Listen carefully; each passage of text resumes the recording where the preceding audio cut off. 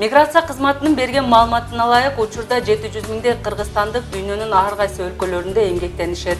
Ал эми Жалал Абад шаарынан 400дөй атол дүйнөнүн ар кайсы өлкөлөрүндө окуп, иштеп же тажрыйба алмашуу үчүн чет элдик жогорку окуу жайларда окушууда. Алыстагы мекендештерибиздин Жалал Абад шаарына болгон сагынычтуу саламдары менен бөлүшөбүз.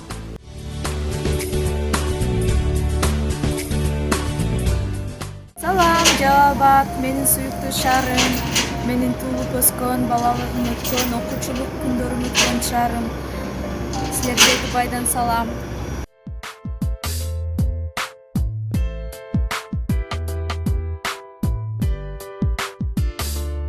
Саламатсыздарбы, кыргызстандыктар. Мен капитан Омурзак Рустамбек Бакытович, Россия Федерациясынын өзгөчө кырдаал министринин жарандык коргоо академиясында угуучу магистранты болуп жатам. Мен улук лейтенант Багиш Азизбек Эркинович, кыргыз элине ысык салам.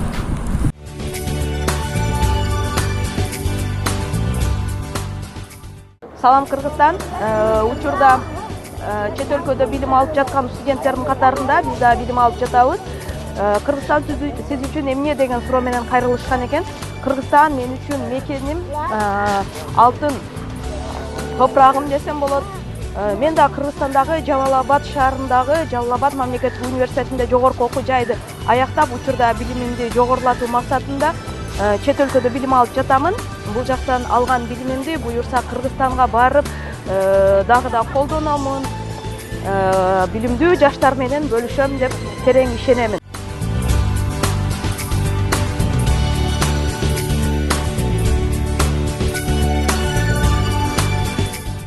Мен Акжолтоева Нуриса Жалал Абад шаарындагы номер 14 инновациялык мектеп-лицейинин 2019-жылкы бүтүрүүчүсүмүн. Азыркы учурда Россия Федерациясынын Новосибирск шаарында мамлекеттик педагогикалык университетинде психология адистигинде бюджеттик орунда билим алып жатам. Жалал Абад мен үчүн экинчи мекеним. Буюрса шаарыма жайында барам. Жалал Абад мен үчүн өзгөчө шаар. Баарыңыздарга салам. Салам Жалал Абад.